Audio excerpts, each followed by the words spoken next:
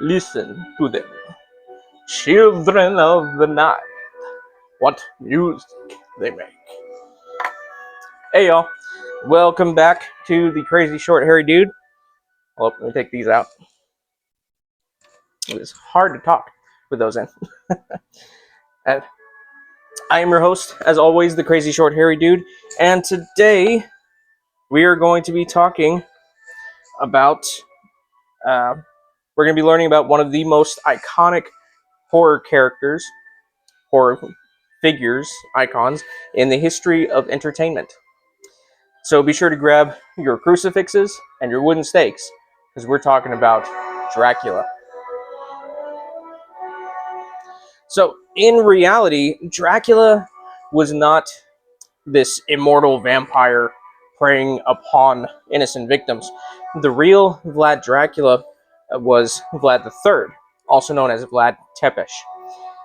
Vlad's father was the Prince of Wallachia, a small territory in modern-day Romania.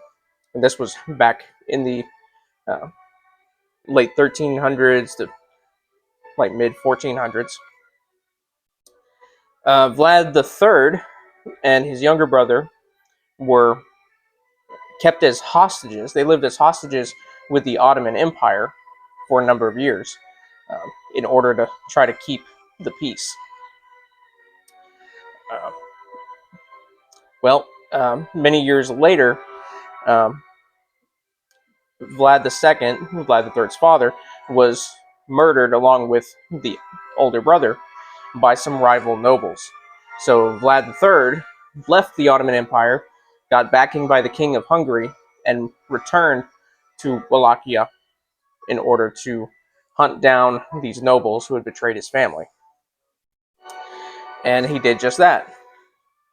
So he rounded up his enemies, all those rival nobles, took them to the village where he was born, and then outside that village he had them impaled on large wooden spikes. And as he watched them slowly suffer and die, he had a picnic, and thus cemented his rule as a very ruthless man. And in fact, that's where he got the name Tepes, Vlad Tepes. So Tepes means the impaler. Uh, Now you might be asking, where does the name Dracula come in? Well, Vlad's father, Vlad II, was part of a sacred order of knights that were commissioned by the church to protect the local people. And the name of this order was called the Ordo Dracul, or Order of the Dragon. And so Vlad II was known as Vlad Dracul, Vlad Dracul, uh, Vlad of the Dragon. So when Vlad III took over, uh, he also had the name and inherited title of Vlad Dracula, which means Vlad, son of the dragon. So that's where the name Dracula comes from. So now the next question would be, what's the connection between this guy and the vampire legend? Well, the answer is an Irish author named Bram Stoker. Bram Stoker was working for a theater company in the late 1800s, the Victorian era, and he got an idea to write a vampire novel. He was inspired by some of the local legends in the town of Whitby in England, and just the kind of Gothic architecture that surrounds that place. And so he had the idea for a vampire story. Well, as he was researching into the legends of vampires and werewolves, most of them come from Eastern Europe.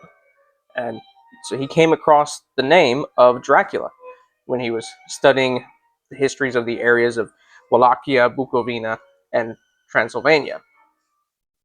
Yeah. And he came across the name of Vlad Dracula, and something about that name just stood out to him, so he decided to use it. And so thus, Count Dracula was born. Now, what's interesting about Bram Stoker's novel, which I have a copy here, about his novel, very stylized version here. But what's interesting is that it's not written like a normal novel. It's not from one person's point of view or from just a narrator's point of view. It's told as a series of journal entries, letters, telegraphs, and newspaper articles. So it really kind of brings the reader in, the audience in, and makes you feel like it's real events that it actually happened. And so you get to experience everything as it happens to the characters. And none of the story is actually told from Dracula's point of view. I think the only time any piece in there is from his perspective is one letter that he writes to one of the characters at the beginning, just welcoming him to Transylvania before the start of his whole evil scheme. Um, and so while most of the story is shrouded in the dark evil of Dracula, there is hope. And of course, as we know, the heroes win in the end, because otherwise what kind of story would it be? So Bram Stoker had always intended for his novel to be adapted to the stage. And that's what he wanted to do. He wanted to write his novel and then adapt it to the stage. He even had the character, he even had the perfect casting in his mind for the character of Dracula, and that was his boss, who was a famous stage actor. I can't remember his name off the top of my head, but he was a famous stage actor, and he had that kind of demeanor that Bram Stoker kind of put into Dracula. So anyway, but this actor passed on that opportunity, probably much to his later regret, because everybody remembers Dracula, but nobody really remembers this guy's name. But it was eventually adapted for the stage in London and then also on Broadway. Now, in film, the first adaptation actually came in 1922 from a German film company that took Bram Stoker's novel and illegally adapted it into a movie called Nosferatu, a Symphony of Horror. Now, they changed the locations a little bit and changed the names of the characters, so Count Dracula was now Count Orlok. But the premise was the same. The story was pretty much the same.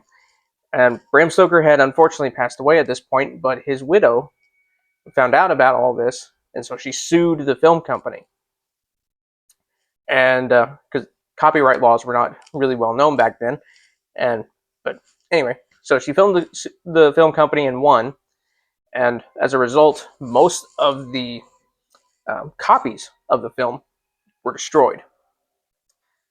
Fortunately for us, a few of them got stowed away for a rainy day, and years and years later, now we can watch it.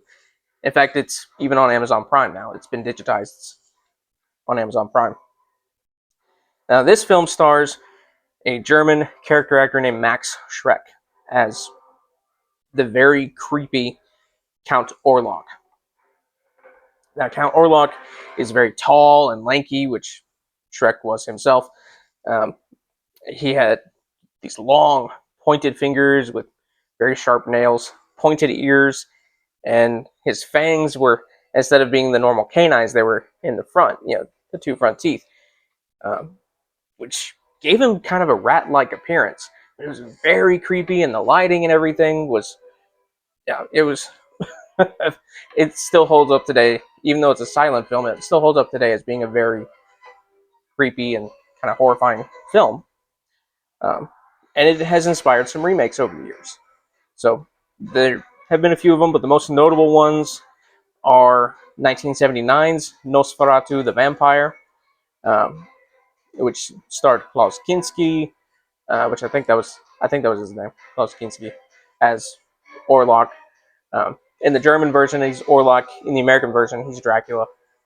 Or the English version, he's Dracula. There was, in the year 2000, there was a movie that came out called Shadow of the Vampire, starring John Malkovich and Willem Dafoe, and Willem Dafoe plays Max Schreck in this uh, fictional account of how the original film was made. And I say fictional because in this movie, Shrek is actually a vampire, and the director hires him to play Count Orlok, and things start going wrong. And so his famous death scene at the end, where Count Orlok fades into dust as the sun rises, according to the movie Shadow of the Vampire, was filmed as the real vampire was turned to dust. And I'm doing that for the old camera reels, because they used to have to turn them. And then most recently, in last year, 2024, there was a remake of Nosferatu, starring Bill Skarsgård and Lily Rose Depp and Nicholas Hoult and Aaron Taylor Johnson and several others. And Willem Dafoe is back in that one as well, not playing the vampire. And I will admit, my curiosity got the better of me, and I went to the movies to watch it. And while it was a truly terrifying remake, the acting was phenomenal. The story was the same. You can't really make that any better than it already is. Like I said, the acting was great. The makeup that they did for Bill Skarsgård was uh, fantastic, and uh, just the lighting and everything was, and lack thereof, was phenomenal. But I felt that there were parts that really should have been left out. Um, Mostly some graphic adult scenes, I'll just put it that way. The last of which, while integral to the story plot and to like the overall movie, it could have been done more tastefully, in my opinion. But whatever. So while the legitimate adaptations were being performed on stage on Broadway, a young Hungarian actor who had escaped political persecution landed the role of a lifetime and the role that really defined his whole career, and that was the young actor Bela Lugosi, um, who is probably the most iconic actor to have played the character of Dracula. So much so that the iconic look of the cape, the slick back hair, everything really comes from his performance. Like even the way he speaks, just that Transylvanian accent, it really comes from Lugosi. Um, he didn't speak much English when he first came to the States, so he learned a lot of his lines phonetically, and that's how he learned to speak English.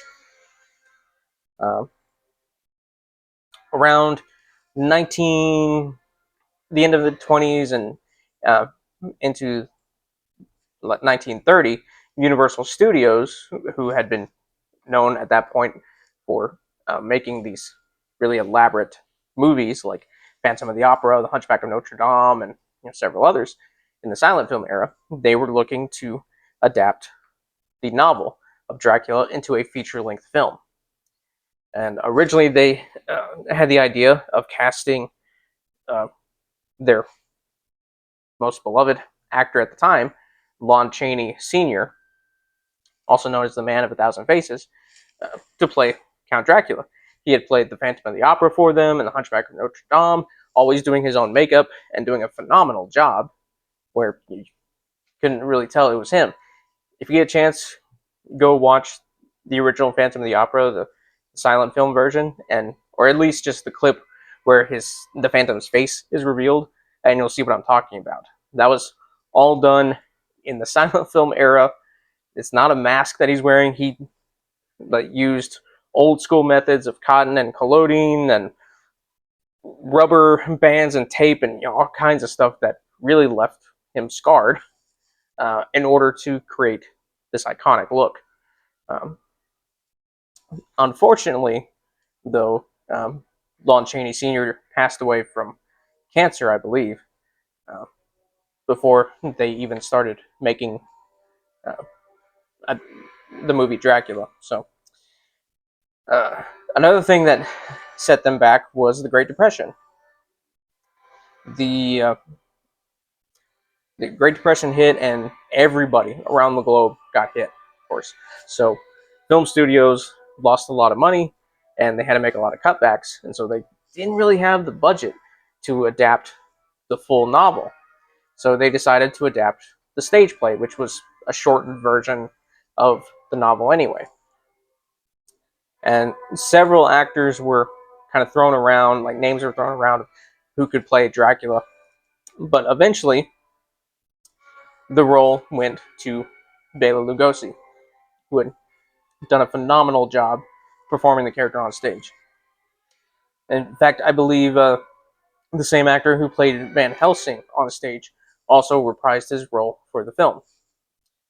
Uh, which the character Van Helsing, y'all might remember uh, the, the movie that came out several years ago with Hugh Jackman playing the character. Uh, Van Helsing is kind of the hero of the story, uh, and so much so, and we know he's the hero of the story because he's actually named after the author. They share the same first name, Abraham. So anyway, 1931's Dracula.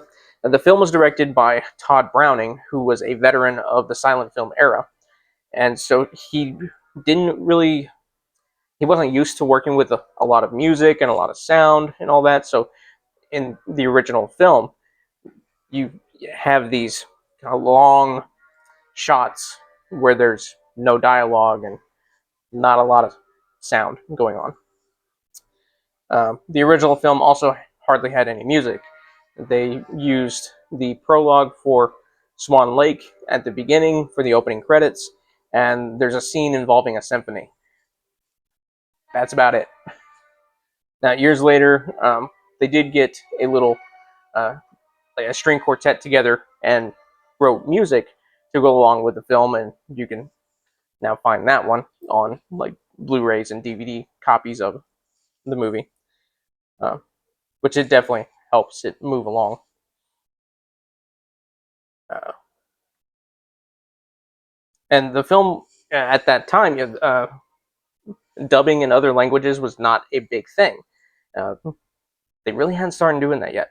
So there was a demand, though, for a Spanish version of the film. So Universal scraped the money together, and they hired a all Spanish crew and cast, and they filmed a separate Dracula movie at the same time that they were filming the English version. So they used the same costumes, the same props, the same sets, everything.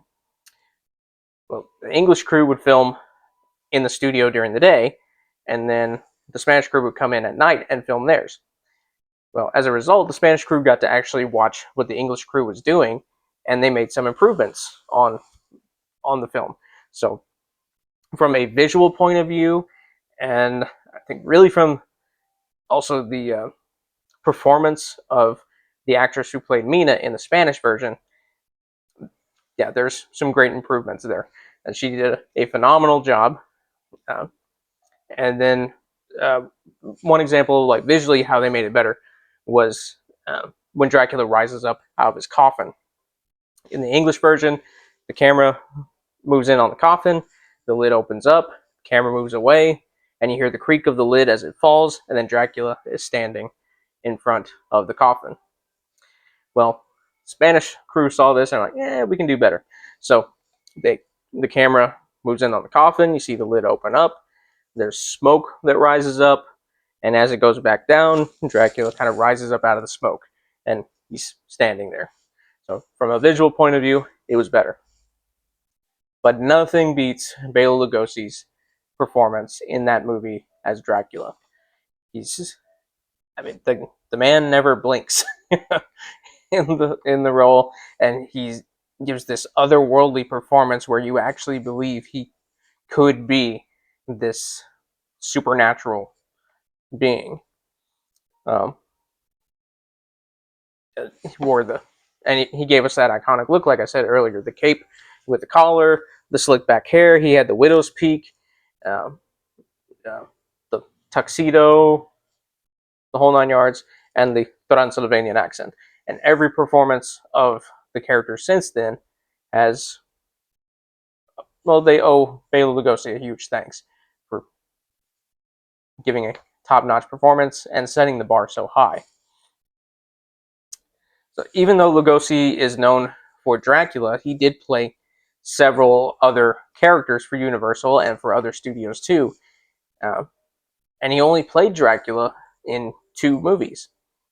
He did reprise, well, he did play another vampire character in the movie Mark of the Vampire, but it wasn't Dracula.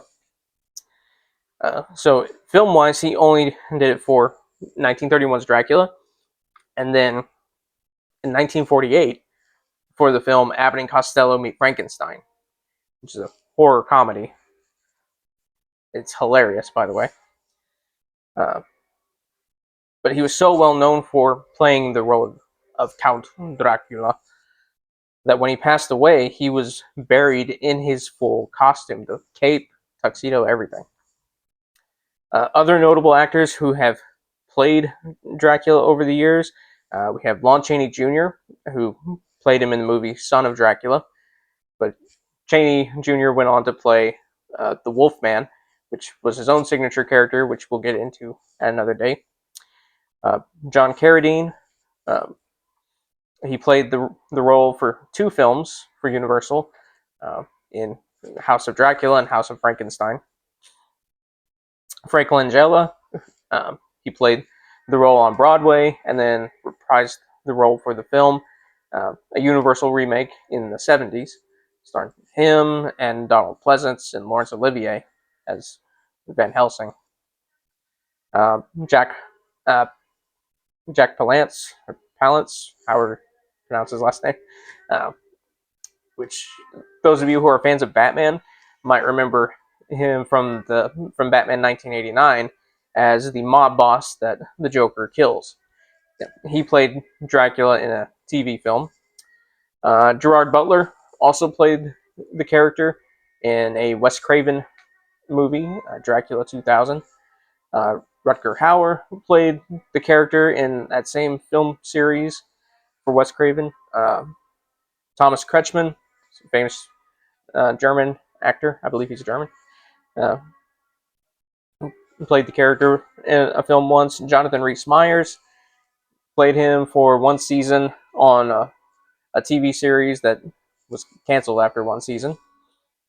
Wasn't a bad series, it just didn't do as well as Hannibal, so they cut it. Klaus Bang, Klaus Bang, I don't know how he pronounces his last name. If I'm getting it wrong, forgive me. But he played the role for Netflix and BBC in a miniseries. Nicolas Cage played the role for the movie Renfield, which is a very gory but kind of funny movie. It has its humorous moments, very action-packed. Richard Roxburgh, who played the character in Van Helsing and did a phenomenal job. Luke Evans played the character for the film Dracula Untold, which gave a more of a sympathetic view of the character, made him a little more heroic. Which, okay, yeah. Adam Sandler voiced the character for the Hotel Transylvania movies. I know he did at least the first 3. Gary Oldman also played the character in the movie Bram Stoker's Dracula and gave a phenomenal and very creepy performance. But the actor who's played Dracula the most, Sir Christopher Lee, played the role in 10 or 11 films for Hammer Studios and other studios in the late 50s, 60s, 70s, and I think even into the 80s. Some of my favorite film adaptations, I'd say number 1 is 1931's Dracula, because without it, you don't have any of the others. The first in the Hammer film Dracula movies, Horror of Dracula, that's Horror of Dracula, starring Christopher Lee. Then Count Dracula with Christopher Lee in a different studio adaptation, which was a little closer to the actual book, especially in the way that Christopher Lee was made up as Dracula. He had the thick mustache, and he went from being the old man to the young man. You know, still a very top-notch performance, and a lot of the dialogue was lifted from the book. Van Helsing, really fun, action-packed uh, monster adventure kind of movie. Dracula Untold, again, not the greatest Dracula film, but I enjoyed it. It was fun. Uh, then there was a a cartoon, an animated movie called The Batman versus Dracula, which went along with an animated series called The Batman. Now you might be thinking that sounds really cheesy, and the premise does sound cheesy, but it was very well done. Very well done, and Dracula was creepy like he should have been, and Batman was awesome like he should have been. Yeah, it's worth seeing.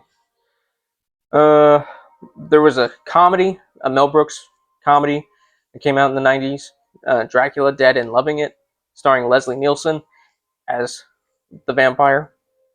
That's absolutely hilarious. Pokes fun a little bit at Bram Stoker's Dracula, the movie, and also the 1931 Dracula film, uh, but in a fun way. Uh, and then, of course, there's Bram Stoker's Dracula. I mentioned that one last because while it is the closest adaptation I've seen to the book, they changed up some things and made the character of Dracula more sympathetic by giving him this love story with Mina and all this stuff. And yeah, that's not in the book. Not in the book at all. Uh, Dracula is not a sympathetic character. He is pure evil, and he should be that way. He should be a force of evil, and not take away focus from the heroes of the story. Jonathan Harker, Mina, Lucy, Arthur Homewood, Quincy P. Morris, who has not been in hardly any of the film adaptations other than Bram Stoker's Dracula. And he's a Texan. So while most of the characters are from England and Europe in general, Quincy P. Morris is a Texan. He actually carries a Bowie knife, and he's the one who stabs Dracula in the heart. He helps kill the creature, the foul creature of the night. So, another point for Texas. Um, the character of Count Dracula has become a part of our pop culture, and even though he, in like a lot of different ways, you can they've now included him in Funko Pop form. This is from Bram Stoker's Dracula, so you have kind of the Gary Oldman version there, along with Van Helsing, who was portrayed by Anthony Hopkins, who did a great job. Of course, we have the classic Dracula. That's the Bela Lugosi style there. Slick back hair, the tuxedo, cape, and everything. That's Bela Lugosi. Um, and of course, a lot of people cosplay and dress up as him all the time. I've done it a time or two, and I found a really cool kind of prop keepsake thing. This is a replica ring of one that was worn by pretty much every actor who has played the character of Dracula through the Universal films, and even Christopher Lee had a different looking ring, but it had the same crest on it. Uh, so that was pretty cool. I was able to find a replica of that. Um, so yeah, Dracula is a part of our culture, and he's been in comic books, video games, you name it, he's been in it. Uh, Even breakfast cereal with Count Chocula. uh, and even though he keeps getting killed off with wooden stakes, sunlight, and a number of various and imaginative ways, he keeps coming back to suck more blood and give us the chills and creep us out. Now, you might be thinking, why would a man who claims to be a Christian be so fascinated with such a character, be so fascinated with horror? Well, I think most adaptations show that no matter how evil and dark this world can be, good will triumph in the end. The original novel shows this very well. It is the darkness can be overwhelming sometimes in the book and also in our lives. It's the darkness can be overwhelming sometimes, but we must fight back against it. And we as Christians know that in the end, light will triumph over darkness, good will triumph over evil. And Jesus will, he has and will triumph over Satan and his minions. And it's against the dark. Our battle is not against flesh and blood. It's against the spiritual forces over this present darkness in this world, as Paul wrote in chapter 6 of Ephesians. Um, so that is why I'm fascinated with Dracula and the horror stories and things like that, because it is a story of good versus evil. That is all the time that we actually have for today. I hope y'all are well. Hope you're happy. And until next time, may the Lord Jesus Christ bless you and keep you. Good night.